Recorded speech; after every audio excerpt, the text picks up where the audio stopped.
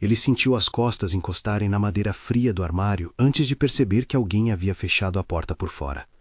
A escuridão ganhou formas, um dedo de luz da fresta, o brilho distante do lustre da sala, os passos abafados da festa, e por cima de tudo, uma respiração acelerada tão próxima que parecia vibrar no tecido da gola. "Não diga nada", sussurrou a voz de Rosa, cortante e baixa como um fio de aço. A ordem chegou pendurada entre o medo e a precisão. Não havia tom de dúvida, apenas urgência. Gustavo tentou abrir a boca. A mão dela foi firme sobre seus lábios, e o mundo reduziu-se ao som do próprio coração. Pela fresta, a sala aparecia em fragmentos, vestidos de seda, taças que tilintavam, um coro de risos que se confundia com música. Mais além, encostados num canto iluminado apenas por um abajur, Vanessa e Rogério conversavam com a intimidade franca de dois cúmplices, e naquele tom, cada palavra deles era uma lâmina. "Quando ele tomar o remédio vai desabar. Um colapso. Ninguém suspeita de nada. Com a procuração pronta, a empresa fica no nome de família. Você cuida de tudo", disse Vanessa, com uma calma que dava vertigem. Rogério sorriu, um sorriso que não chegava aos olhos. "E o laudo já está pronto. O médico assina. É só esperar a queda. Depois ninguém vai lembrar da faxineira que entrou na hora errada." O suco que Vanessa segurava tremeu levemente quando falou de remédio. Gustavo viu o copo com mais atenção do que seria sensato. Um líquido translúcido, uma folha de hortelã boiando como um sinal macabro. Memórias surgiram em lampejos, jantares tranquilos, promessas sussurradas no escuro, o calor da cama. Cada cena parecia de repente uma falsificação trabalhada com calma. Ele sentiu um frio que descia pela espinha. A madeira do armário fazia cócegas na sua pele suada. O cheiro do perfume caro de Vanessa penetrou no ar como um insulto. Rosa estava imóvel, olhos fixos numa linha além do corpo de Gustavo. Ela sabia que tinha poucos segundos. Ela sabia também que naquele minuto a vida deles poderia virar pó ou se tornar prova. A mão que cobria a boca de Gustavo começou a tremer, não por medo pessoal, mas pela responsabilidade que carregava. Ela era agora guardiã de um segredo mortal. Do lado de fora, os risos se transformaram em um brinde. Taças soaram. Vanessa levantou o copo numa cena estudada de fragilidade quase convincente. "A saúde do meu amado", murmurou, voz embargada no ponto certo. Rogério se inclinou, teatral, e murmurou algo sobre novos rumos e preservar o legado. Gustavo viu o modo como sua família planejava sua morte como quem organiza um aniversário. Era um teatro para que o mundo acreditasse numa ficção elegante. Quando o nervo do ataque físico apertou, Gustavo tentou respirar sem fazer barulho, mas a cabeça rodou, todo girou. Rosa apertou o punho contra as costas dele, puxando-o com força para baixo dos cabides, procurando um espaço onde pudesse movê-lo sem que a madeira rangesse. Ela murmurou, parecendo falar para si e para ele ao mesmo tempo. "Aguenta, eu tiro você daqui." As palavras eram uma promessa e uma sentença. A entrada pela porta de serviço foi um ato de furtividade perfeito. Rosa conhecia a casa nos mínimos detalhes, cada corredor, cada vazamento de som, as horas em que a segurança fechava os olhos. Ela trabalhara ali por anos, aprendera a navegar nas sombras da riqueza como quem aprende um idioma estrangeiro. Agora, o conhecimento virou um mapa da salvação. Arrastou Gustavo pelo corredor de serviço, cada movimento medido, como se fosse um ritual de vida ou morte. Ao atravessarem a cozinha, o contraste entre o mundo deles e o dos donos da casa ficou evidente. O cheiro do jantar extravagante no salão dava lugar ao cheiro de óleo velho e caldo de carne que vinha da panela da cozinha de funcionários, um aroma que, por um instante, lhe pareceu mais humano que qualquer luxo. Rosa parou.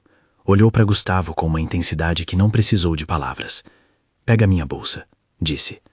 No interior, uma toalha, um frasco de remédio de uso próprio e o velho hábito de quem sempre teve que improvisar curas com o que havia. Ela improvisou um curativo no pulso de Gustavo, pressionando como quem compra tempo. A favela que os recebeu era o exato oposto da mansão. Labirinto de rulas, fios elétricos pulando como artérias, casas empilhadas como documentos mal guardados. As luzes eram lâmpadas simples que tremeluziam, e o ar tinha uma mistura de casa de vizinha e carvão aceso. Lá dentro, Rosa era ao mesmo tempo dona e serva. A casa era pequena, acolhedora, cheia de objetos que falavam de vidas remendadas. Uma foto da mãe emoldurada por fita adesiva, um par de sapatos arrumados sob o banco, uma manta que Rosa havia economizado para comprar. Ela pôs Gustavo numa cadeira, levou água, enxaçou o gelo no pescoço dele. O contraste entre a fragilidade do homem que dirigia empresas e o tratamento que recebia na simplicidade da casa de Rosa era quase cruel de tão verdadeiro. Gustavo acordou em fragmentos. Luz amarelada, vozes abafadas, o som distante de crianças correndo. Havia marcas roxas sobre os olhos, o gosto metálico de remédio na boca. Tinha no peito um sentimento que não conseguia nomear. Não era somente medo, era humilhação. Percebeu com uma clareza que doía que sua confiança fora uma cobertura de papel sobre as intenções cortantes de sua esposa e do irmão.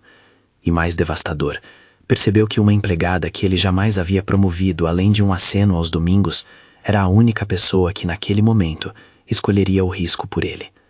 Rosa não era do tipo que falava muito de si. Quando fazia, suas histórias eram curtas, verdadeiras e cheias de resistência. Entre um gesto e outro, contou como tinha visto padrões nos pequenos gestos.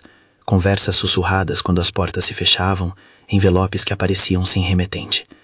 Eu via coisas, chefe. Frascos que sumiam e voltavam. O médico que vinha às pressas e saía com cara de quem foi bem pago, disse, com a crueza de quem acumula observações. Gustavo ouviu e sentiu a raiva se transformando em algo que não sabia administrar. Traição. E traição 2 vezes. Primeira por quem havia jurado amor, depois por todo o aparato que permitia aquela traição. Quando a televisão do pequeno quarto começou a mostrar imagens da noite anterior, Gustavo sentiu o chão mover-se outra vez. Era um canal local, apresentando a versão oficial. CEO desaparecido, família em choque. Vanessa, em cena, encenava o papel de esposa inconsolável com competência plástica. A câmera fez o close no anel, no silêncio teatral, e a legenda acrescentou frases de suspeita com mãos invisíveis. Havia nas manchetes uma preparação para o enterro. Empresa em luto, testemunhas confusas. No canto da tela, a imagem de Rosa, filmada por uma câmera de segurança da rua, já circulava como possível culpada. Uma mulher da vizinhança, com roupa simples, cujo rosto fora editado em loopes telegráficos. Gustavo viu, pela primeira vez, que o mundo dos poderosos tinha estratégias prontas. Enquanto se ceifavam uma vida, já se plantava o culpado ideal, invisível para quem só vê o brilho das festas. Rosa teve de ouvir a sua própria reputação sendo construída como bode expiatório. Sentou-se ao lado de Gustavo, os olhos escuros como pedras que resistem à chuva. Eles vão me apontar, disse ela, e na afirmação havia tanto desdém quanto aceitação. Dizem que eu sou gananciosa, que eu quero levar alguma coisa. Não sabem o que é ter que viver com o resto. Havia naquela frase um mapa da desigualdade, acusações que caíam facilmente sobre quem não tinha voz. Gustavo a olhou, seco de culpa. Ele não tinha imagens de todas as economias que não fazia, de todas as humilhações que não via. Agora, a casa que ele habitara por décadas mostrava, com crueldade, uma face que o dinheiro não cobrira.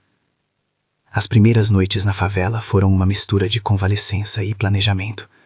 Enquanto Gustavo tentava juntar forças, Rosa trabalhava com uma intensidade quase clínica. Telefonemas, visitas a conhecidos, vasculha de arquivos domésticos. Ela precisava de algo objetivo, uma peça material que contradizesse a versão confortável de Vanessa e Rogério.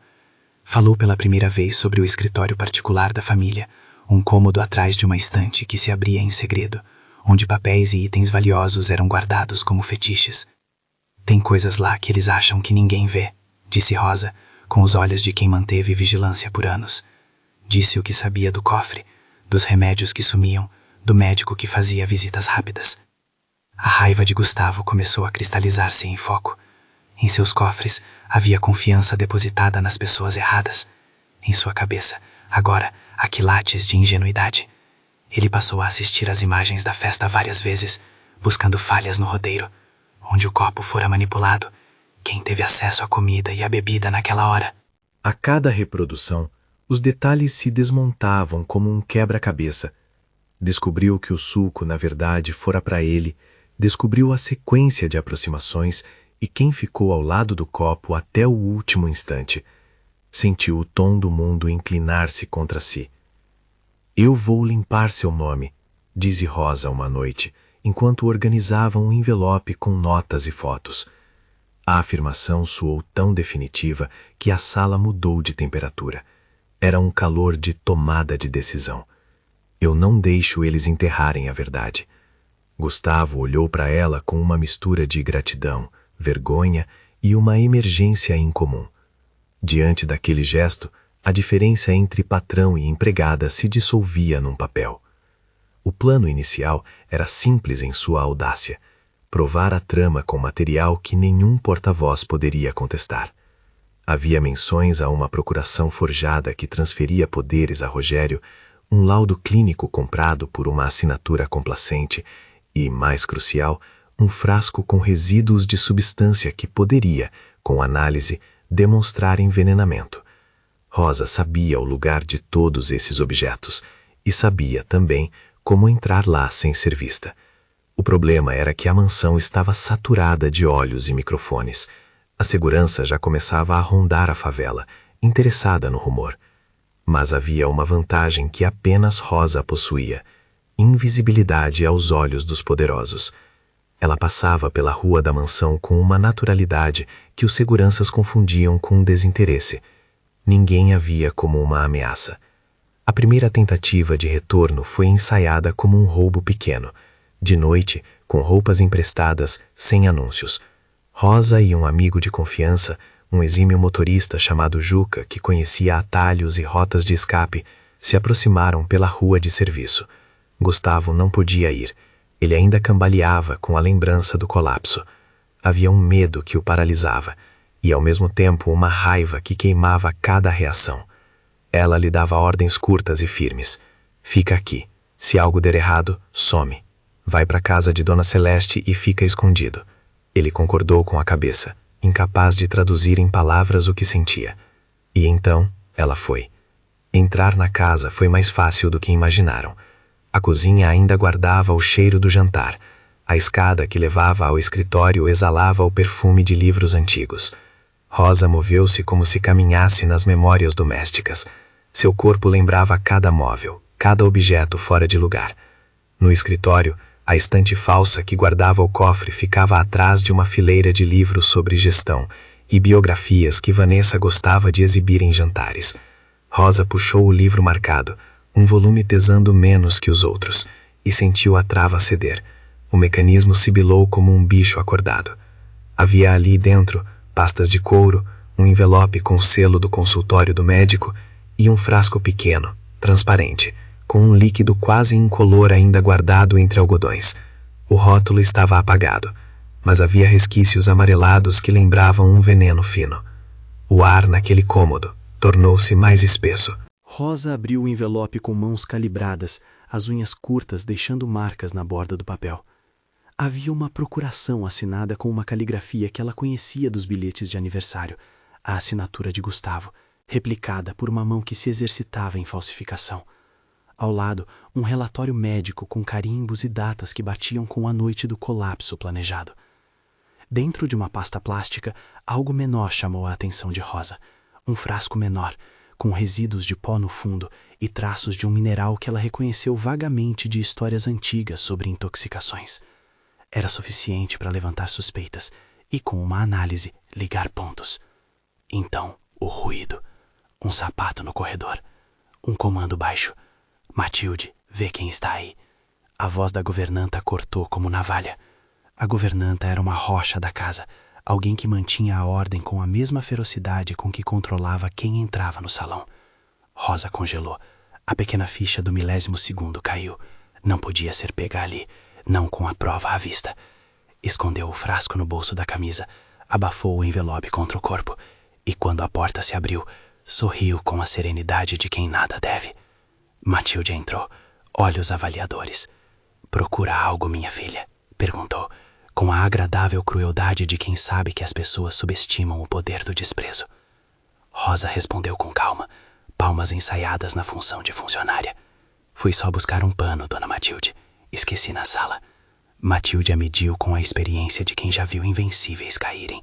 Havia um segundo de tensão, o tempo suficiente para que qualquer sinal de nervosismo fosse notado. Matilde deu de ombros, ajeitou o óculos e saiu. Rosa soltou um silêncio que parecia ferver. Sabia que tinha sido perto demais. Sabia também que agora carregava consigo não só a prova, mas a responsabilidade de transformar aquilo em verdade pública. Ao sair, sentiu o peso do bolso, o gosto do metal no fundo do estômago. Cada passo na casa ecoava como um juiz. Na rua, Juca os esperava no carro. Luzes de monitoramento passavam, mas eles as manobraram com calma. De volta à favela, a sensação de resgate era mais aguda do que qualquer celebração. A posse do frasco e do documento era ao mesmo tempo vitória e sentença. Havia possibilidade. Se conseguissem levar aquilo a um laboratório, as amostras poderiam revelar compostos que não deveriam estar no sangue humano. A procuração era um contrassenso. Se falsificada, poderia derrubar o argumento de incapacidade mental que Vanessa e Rogério já forjavam.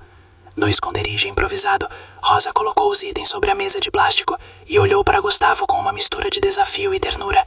Você sabia que estava tão perto de morrer e ficou conversando com seu irmão, disse ela, não com acusação, mas com a perplexidade de quem acaba de entender o funcionamento de uma máquina venenosa. Gustavo olhou para eles como quem vê um filme de si mesmo sendo dirigido por mãos alheias. A sua voz saiu fina, rouca. Eu confiei. Achei que éramos uma família. Família, às vezes, é uma aliança de conveniência, disse Rosa. Não era pessimismo, era descrição. Agora, com as provas físicas, o plano se fez preciso. Havia de haver uma exposição pública, com provas que não pudessem ser varridas para baixo do tapete de seda. Mas para isso, precisavam de aliados. Um laboratório comprometido, um perito que não se vendesse, e alguém que pudesse, no momento certo, fazer a narrativa explodir diante de câmeras. A favela oferecia fidelidade, mas não tinha em si os instrumentos da mídia. No entanto, era ali, naquelas ruas enlameadas e grudentas de calor, que nascia um nervo do que viria, a virada. À medida que a noite virava madrugada, chegaram sinais de que a família já ensaiava sua versão diante da imprensa. Prints de matérias, mensagens com insinuações e a primeira onda de acusações públicas contra Rosa começaram a circular pelas redes. Ela, que até poucos dias tinha a vida definida por horários e limpeza, agora via seu rosto associado a termos como suspeita e motivo desconhecido. Para um observador alheio, a linha narrativa estava pronta. Um empregado sem prestígio, o desaparecimento do patrão e a construção rápida de um suspeito socialmente aceitável. Gustavo sentiu nas articulações tanto o peso da culpa quanto um novo e desconfortável desejo por justiça que não se podia comprar. Com cada respiração engolida, crescia nele a necessidade de um ato público que reconhecesse a própria cegueira. Eu não quero que a verdade seja só minha, disse ele, a voz quebrada. Eu quero que ela esteja diante de todo mundo, que eles vejam o que fizeram. Rosa apenas assentiu. Ela sabia que expor a verdade não era só um ato de justiça por ele, mas por todas as pessoas sem nome que se tornam presas fáceis de tramas bem planejadas. Enquanto isso, nos corredores de poder que a família habitava, Vanessa e Rogério trabalhavam com método. Era curioso ver como a ambição se vestia de luto, a fala mansa, as mãos trêmulas à sua maneira, o controle das imagens. Convidaram para a próxima semana uma noite de comemoração que, ironicamente, celebraria o futuro da empresa, uma gala onde Rogério seria apresentado como a continuidade natural. A festa prometia ser espetáculo e blindagem narrativa. Era ali que a máscara final seria colocada, e foi ali que Rosa e Gustavo identificaram o risco e, ao mesmo tempo, a oportunidade. Uma festividade que reuniria a imprensa, conselheiros e a família, permitindo que uma exposição bem cronometrada derrotasse a encenação. Nos dias que seguiram, a tensão aumentou em ondas. Partes do bairro passaram a comentar com rapidez a imagem de Vanessa em entrevistas, as entrevistas de Rogério sobre cuidar do legado, a presença discreta de advogados que nos cafés pareciam coordenar o discurso com a frieza de quem redige sentenças. Numa dessas noites, uma figura se aproximou da favela, não para ameaçar, mas para oferecer senso de oportunidade. Era um jornalista freelancer, acostumado a correr atrás de escândalos, que chegara com a promessa de ouvir a versão de Rosa. Ele trouxe consigo a necessidade pragmática de proteção. Se você me der algo, eu prometo não publicar até que seja consistente. Posso ajudar a encontrar um perito. Rosa, que conhecia a fragilidade de promessas, pediu provas antes de confiar. Precisava de algo que não pudesse ser desmentido.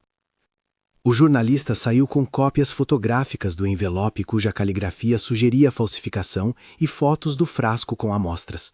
A cada passo, a trama se redesenhava com perigos e possibilidades. Havia ainda uma sombra que pairava, o próprio Gustavo, que por ter sido o objeto da traição, era vulnerável ao enxovalho público. Eles precisavam de um movimento que preservasse sua imagem ao mesmo tempo que revelasse a podre intimidade familiar. eram um paradoxo. Como expor sem destruir quem se quer salvar? As noites passaram, as conversas se alongaram. Havia um momento de ternura que surpreendia Gustavo.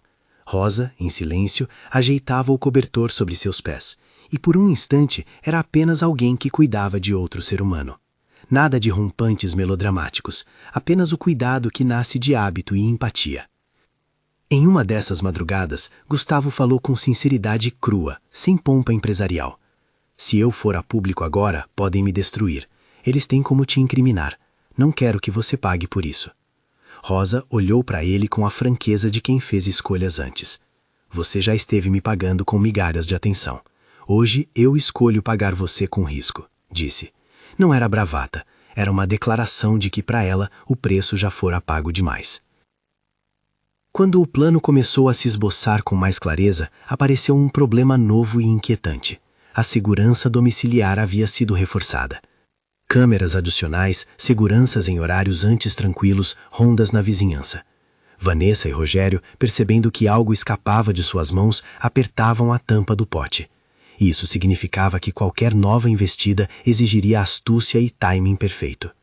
A opção de Rosa era entrar pela porta da festa, quando a casa estaria ocupada demais para perceber pequenas ausências, ou operar durante a noite, quando os vigias menos esperavam. Ambos os caminhos tinham custo. Uma noite, enquanto Gustavo relembra um momento de carinho que tivera com Vanessa, ficou claro o que havia sido perdido. Não apenas um casamento, mas a integridade de quem se confia. Ele olhava para uma foto antiga onde os dois sorriam e sentiu que aquela imagem era uma estranha relíquia.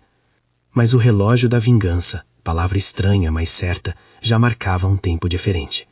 Não se tratava de vingança banal, era antes tentativa de verdade. E para alcançar essa verdade, precisariam atravessar passos que se pareciam com crimes, infiltração, subterfúgio, manipulação das próprias maneiras de quem sempre teve poder. O final do primeiro ciclo veio numa madrugada de chuva fina. Rosa, depois de muito planejar e conversas, decidiu voltar ao escritório para buscar algo que julgava essencial: a gravação. Havia um aparelho antigo, escondido na caixa de som do salão, que registraria conversas. Se conseguissem aquele áudio, teria potencial para desmanchar a narrativa construída. A ideia era arriscada: entrar durante a última prova da casa, quando a festa era iminente e os seguranças menos atentos. Enquanto Rosa se preparava, Gustavo ergueu-se para um gesto que ninguém imaginaria. Tirou a gravata que usava como pano para limpar uma ferida e entregou a ela, não por simbolismo, mas por necessidade prática. Seja cuidadosa, disse. Ela assentiu, olhos firmes.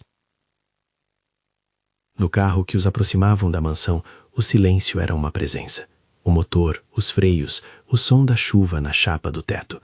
Juca conduzia com uma calma que beirava o estoicismo.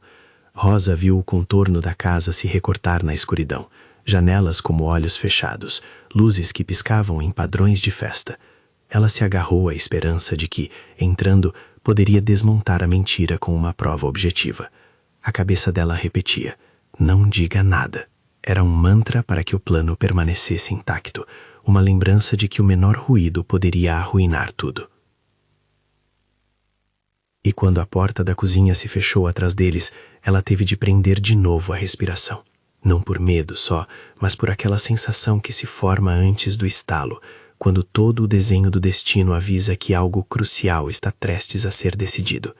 O ar da cozinha, mais denso que o da rua, tinha o perfume metálico de detergente e gordura. Rosa engoliu e caminhou para a sala de som, onde o velho técnico, Felipe, costumava sentar-se para mexer no equipamento.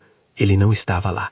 A mesa de som estava ocupada por cabos e no canto um laptop com pastas abertas. Rosa passou dedos por cima dos botões, lembrando de cada gesto que aprendera a observar. Achou finalmente o gravador, pequeno e esquecido, com uma luzinha apagada. Ao apertar o botão, o gravador não apenas ligou, ele transformou-se em testemunha viva de uma casa que fingia não ter segredos. E ali, naquele instante, com as luzes ainda brilhando acima, Rosa ouviu passos. Matilde, talvez outro segurança. Alguém estava vindo. Ela segurou o aparelho junto ao corpo e por instinto percebeu que a linha entre heroína e presa era tão fina quanto o cabo que ligava ao gravador à mesa. Quando a porta se entreabriu, o coração de Rosa bateu numa frequência que pareciam milhões de martelos. Havia uma necessidade agora de escolher, confrontar o perigo ali mesmo ou recuar com o material que poderia mudar tudo. Ela optou por recuar, mas não sem antes colocar o gravador embaixo da almofada do sofá. Era um esconderijo improvisado e talvez ingênuo. Ao saírem pela mesma entrada de serviço, o aroma da festa parecia transformar-se em fumaça que levava consigo a verdade. A chuva caía e, por um momento, Rosa pensou que o mundo lavaria seus pecados. Sabia, contudo, que a água não apaga provas. De volta ao carro, enquanto se afastavam, o peso da incerteza os acompanhava. O gravador fora deixado atrás, escondido. Mas o que garantia que alguém mais atento, não encontraria antes? A sensação era concreta. Cada segundo poderia ser fatal. Por trás, a mansão brilhava, desconhecida, como um animal coberto de peles caras. À frente, a favela mergulhava em sua própria penumbra, guardando algo que crescia. Um plano que dependia de momentos perfeitos, de coragem e de erros toleráveis. Eles ainda não sabiam que haviam sido observados. Um rosto no alto de uma janela de serviço tivera um flash de curiosidade naquela noite. Alguém que, com olhos de vigia e costume, notou uma sombra que não deveria estar ali. Esse detalhe era uma rachadura no plano. Ainda assim, no interior do carro, Rosa e Gustavo respiravam sentenças insondáveis. Se isso der certo, eles não terão para onde fugir. Mas a dúvida pairava como chuva miúda, e o relato que se começava a tecer era apenas o fio inicial de uma trama que exigiria sangue frio, paciência e coragem. O primeiro passo fora dado, muitos outros ainda viriam. Eles acharam que a noite enterraria tudo, mas a noite tinha ouvidos. O rosto que Rosa vira na fresta da janela, no dia em que saíram com o gravador nas mãos, não fora casual. Uma vigília rotineira, alguém que fazia da casa profissão, observar. Quem viu a sombra avisou quem tinha interesse em manter a narrativa. Em poucas horas, uma equipe passou a vigiar as saídas e as entradas dos empregados, revisou imagens antigas e mapeou movimentos. A mansão reagiu como um corpo que percebeu um tumor. Fechou-se, endureceu, contratou defesas novas.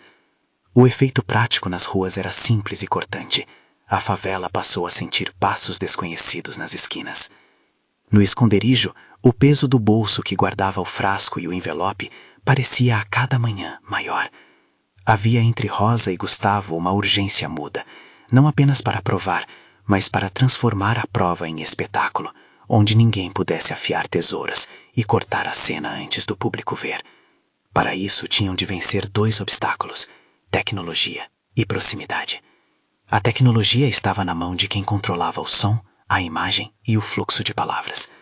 A proximidade, naquele caso, era Felipe. Felipe era técnico de som há anos.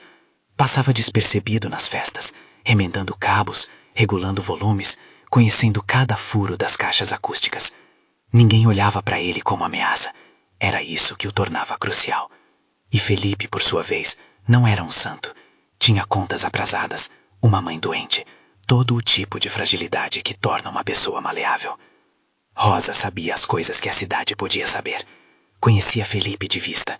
Tinha visto o menino arrastar caixas nos serviços, ouvido histórias de dívidas e promessas quebradas.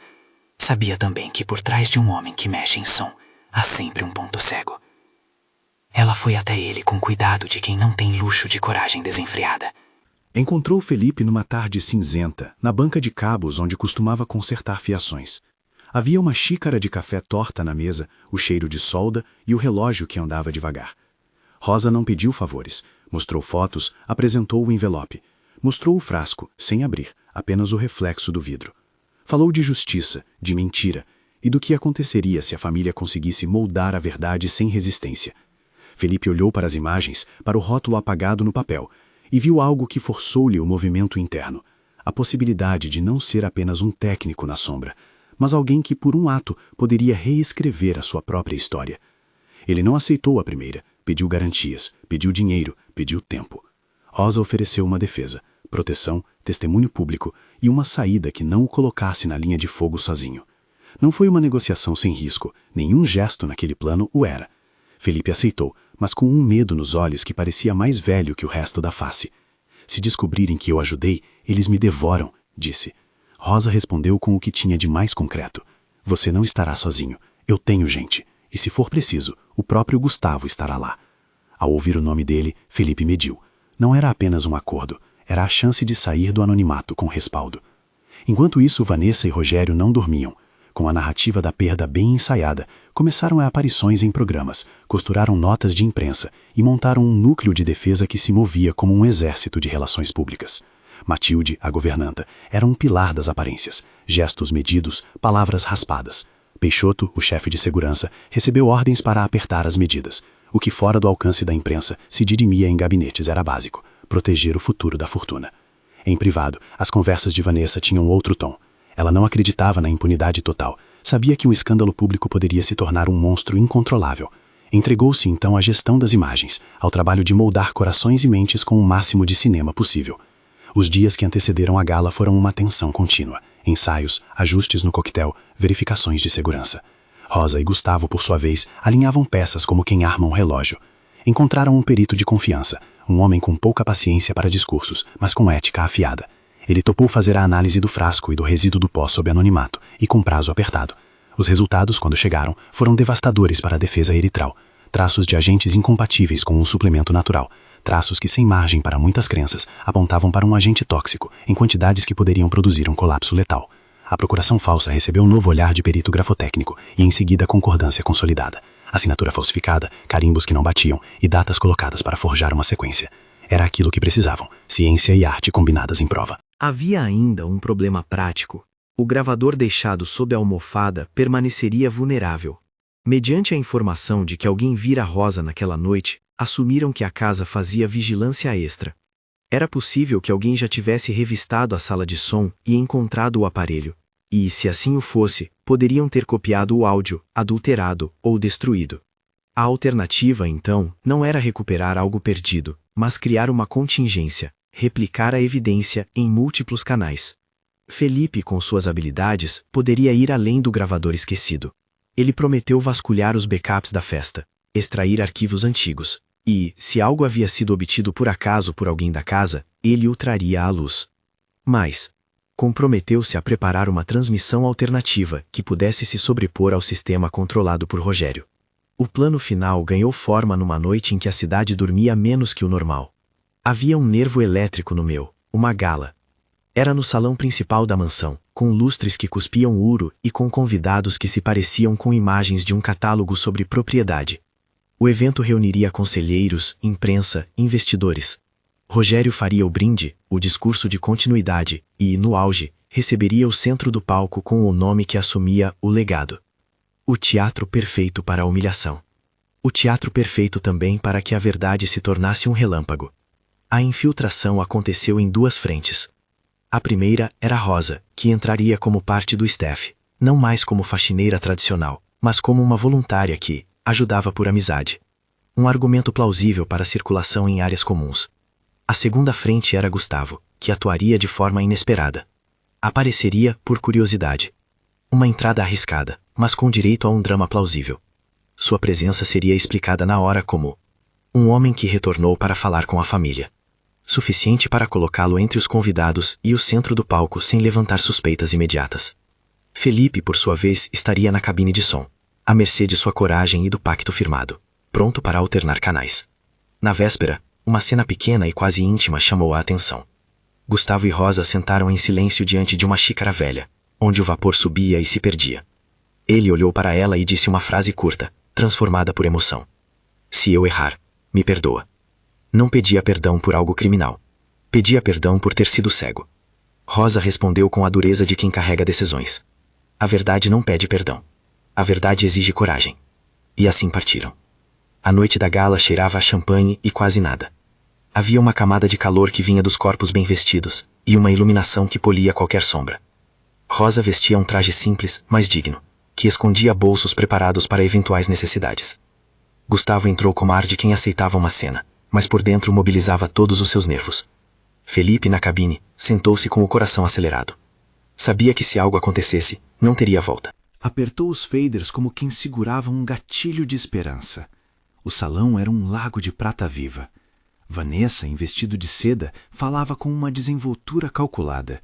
Rogério sorria ao lado dela, o sorriso de quem perdeu a imagem de filho piedoso e ganhou a figura do herdeiro. Havia no ar uma expectativa. A empresa precisava de um nome, de uma face que substituísse a ausência. E ali, no centro, houve um brinde que soou como solenidade. As taças tilintaram, as conversas diminuíram e Rogério subiu ao palco. Na cabine, Felipe esperou o sinal, uma combinação no microfone que ele próprio havia marcado. Do outro lado do salão, 2 passos foram dados com a calma de quem tem um plano. Rosa entrou na sala de música, uma pequena antessala atrás do palco, com a desculpa de verificar um sistema. Havia uma tensão quase palpável, luzes no corredor, risos abafados e o cheiro de perfume caro. Rosa sorriu para Matilde, que a olhava com o desdém de sempre. A governanta não imaginava que por trás daquela expressão havia uma história que viraria a promo. Quando Rogério começou seu discurso, Felipe deu o primeiro passo. Em vez de tocar a trilha previamente acordada, ele acionou um comando que bloqueou a saída principal do som por alguns segundos. Não foi apenas técnica, era ritual. Foi o momento em que Gustavo apareceu, subindo ao palco com uma expressão cumulativa. Primeiro surpresa, depois firmeza. Ele não deu o 3º ou 4º gesto típico, foi direto ao microfone, e a sala ficou em silêncio com o som seco daquela presença. Rogério franziu o senho. Algum assessor tentou interferir, mas as luzes, naquele instante, apagaram-se. Não foi erro técnico, foi acordo. Felipe, com o segundo movimento, ativou uma linha de transmissão alternativa e, do seu laptop, puxou o arquivo do gravador, o mesmo que Rosa aprendera a esconder. A voz saiu, ao princípio suave, depois firme. A gravação de Vanessa conversando com o irmão, arquitetando o acidente, o laudo forjado, os termos sobre a procuração. As palavras, cortadas e exatas, viajavam pelo salão com a força de uma sentença que não pode ser desmentida. Houve um instante em que o mundo pareceu suspender a respiração. Taças pararam no ar, conversas cessaram. A voz de Vanessa, capturada em fita, falava com frieza e exatidão, palavras que tiravam a luz dos olhos dela e deixavam o público confuso sobre o que era representação e o que era realidade. Alguém dentre os convidados abriu a boca. Gustavo, segurando o microfone, deixou que aquele som preenchesse o espaço. Não interrompeu. Deixou que a prova falasse por si. Rogério reagiu como um homem encurralado. Jogou um olhar para Peixoto, buscou uma aliança implícita com segurança, tentou retomar o controle do áudio como quem puxa o fio de uma tampa. Mas Felipe já havia pensado em contingências. A transmissão correu por várias rotas, para as televisões presentes e para as redes que se alimentam de live. A voz de Vanessa transformava sua cena ensaiada em ruína pública. Membros do conselho que antes sorriam, bruscamente começaram a se afastar, trocando olhares que falavam de cálculo e preservação. Algumas pessoas se levantaram, confusas, outras filmavam com telefones. Em um canto, um repórter que tivera acesso aos documentos sorria. Havia no rosto dele um misto de vitória e doçura. A verdade, com seu peso, chegava como uma maré. Rogério, então, cruzou a linha. Levantou-se do palco e foi até Gustavo. O alcance entre ambos era curto, físico, e a sala transformou-se num ringue. O gesto de Rogério foi primeiro físico, depois verbal. Empurrou, acusou, tentou desmentir com palavreado ensaiado. Gustavo, que tivera dias de convalescência e noites de raiva, respondeu com palavras curtas, diretas, uma acusação que vinha das profundezas. Você tentou me matar. A voz vibrou. A sala ouviu. Houve empurrões. Um choque de olhares. Matilde gritou o que parecia ordem. Peixoto interveio, mas não com a ferocidade de antes. Havia na atitude dele um peso: proteger a família ou proteger a lei. Nos olhos do chefe de segurança, houve por um segundo uma hesitação. Talvez, naquele instante, a lealdade ao poder pesasse menos que a evidência que se espalhava nas telas. A polícia municipal, Informada por alguns presentes que não queriam se comprometer com a mentira, chegou com poucos agentes, e a situação começou a ganhar ares de flagrante. A reação da plateia foi imediata e exemplar. Murmúrios viraram pedidos de saída, telefones gravavam, câmeras transmitiam. A notícia do vínculo entre a gravação e a autoridade da empresa convergiu para as redes em tempo real. Havia ali material suficiente para que a Polícia Federal, inundada por denúncias e imagens que mostravam a tentativa de envenenamento e a falsificação de documentos, solicitasse intervenção. A presença do governador, que havia sido convidado como símbolo de prestígio, facilitou o pedido formal. Na narrativa institucional, tudo se encaixava: provas científicas, exposição pública e risco de obstrução da justiça. A intervenção deixou de ser apenas possível, tornou-se necessária. Em meio ao barulho, Rogério tentou escapar. Empurrou a multidão, correu pelos corredores e achou na pressa um corredor secundário. Mas não contara com a sagacidade de quem conhecia a mansão e com a atenção afiada de quem vigia. Ao fim do corredor, delegados chegaram seguindo um relato detalhado que listava evidências e testemunhas. O cerco fechou. A Polícia Federal entrou com autoridade. A ordem foi firme: prisão em flagrante pelos indícios claros e pelas evidências materiais. Rogério não resistiu com violência que merecesse nota.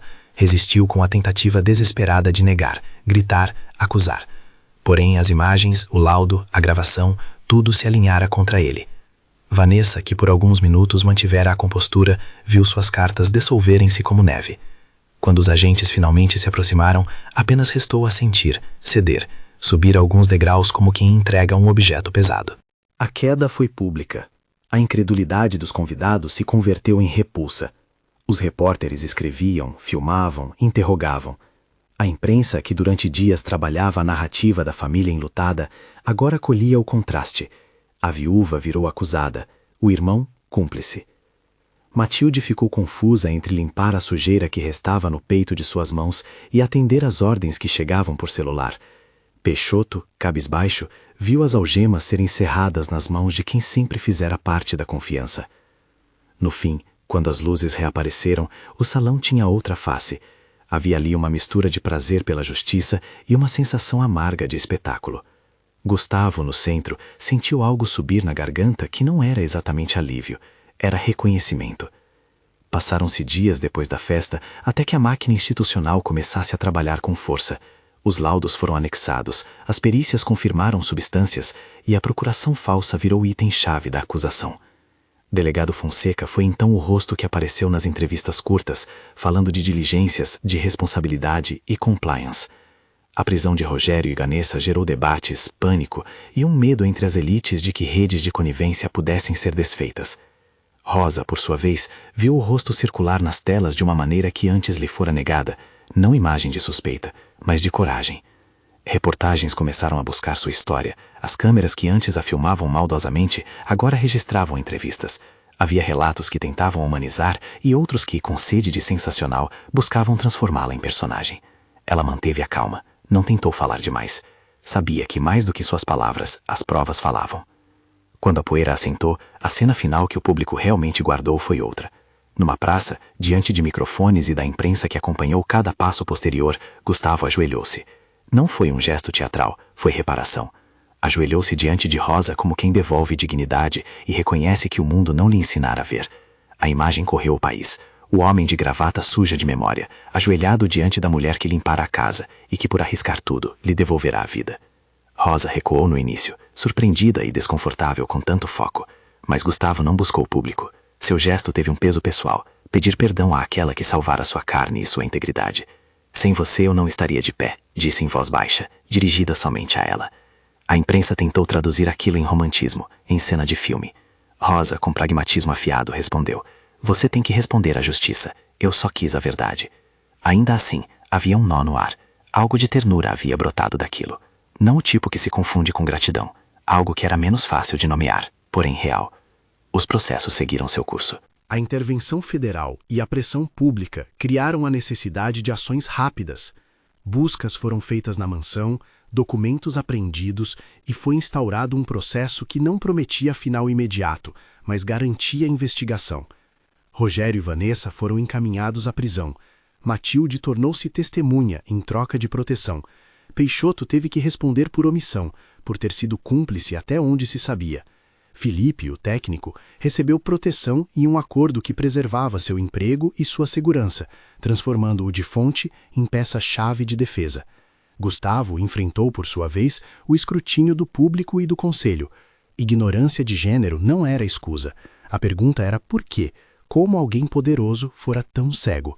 Ele pagou, não com moeda, mas com humilhação pública e mudança. A reconstrução foi lenta.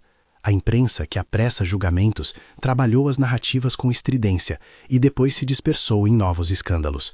A favela festejou, com cautela e alegria contida. Aquela mulher havia desafiado a lógica que a tornava invisível e, por isso, abria um precedente. Rosa, porém, não foi transformada em herói de roteiro. Voltou ao cotidiano, agora com proteção, com novas oportunidades e com o peso das histórias que não se curam tão facilmente. Seu nome deixou de ser redução e passou a carregar sentido social, reconhecimento por coragem, mas também atenção redobrada aos riscos da exposição. Gustavo, por sua vez, vendeu menos que antes de sua arrogância, tornou-se mais cuidadoso nos gestos, menos cego para o mundo que antes só olhava de cima. Perguntaram-se os dois, que futuro poderia existir dali? A resposta que deram ao mundo foi prática, tímida e comedida. Gustavo iniciou processos internos para reformar a governança da empresa, criou programas de proteção para funcionários, revisou contratos que antes eram feitos às pressas. Não foi redenção total, foi reformulação. No plano pessoal, o gesto que chamou a atenção foi o convite público que Gustavo fez a Rosa. Nada de anel em dedo, nada de promessa extravagante. Convidou-a para tomar um café, em um lugar simples, e depois para conversar sobre projetos em que ela pudesse ter voz. Ofereceu suporte legal e emprego formalizado com autonomia.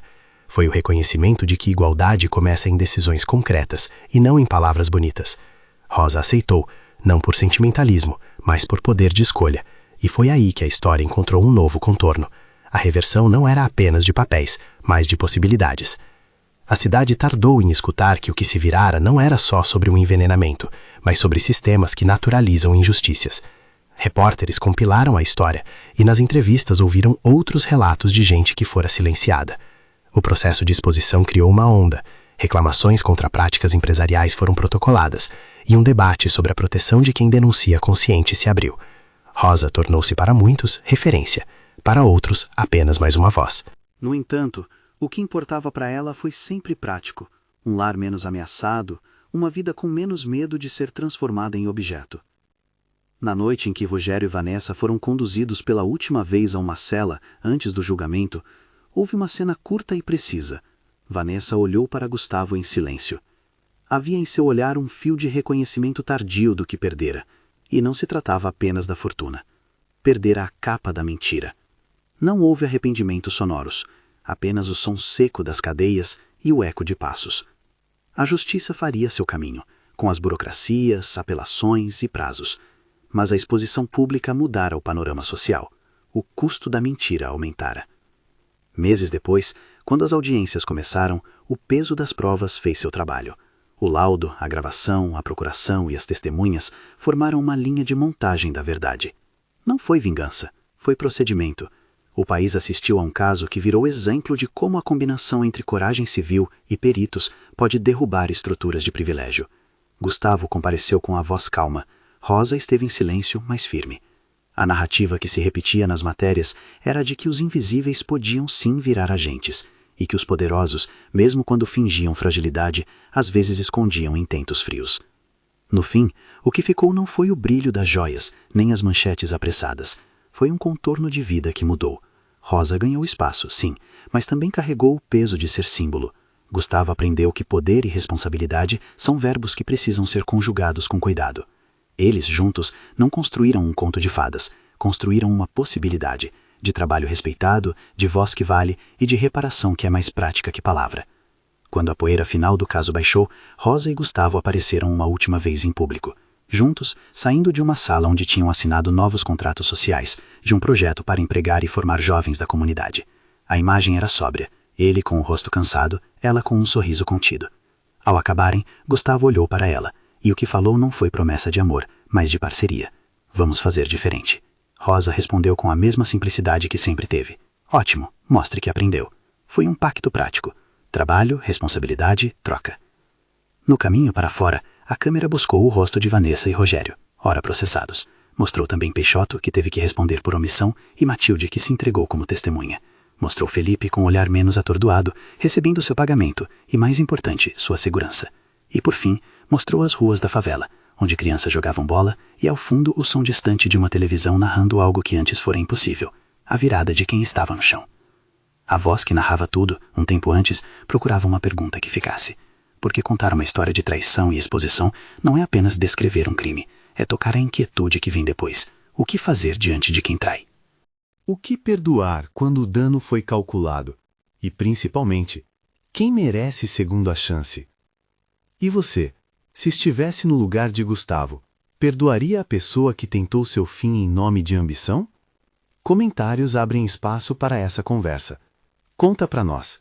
Que medida de justiça você tomaria?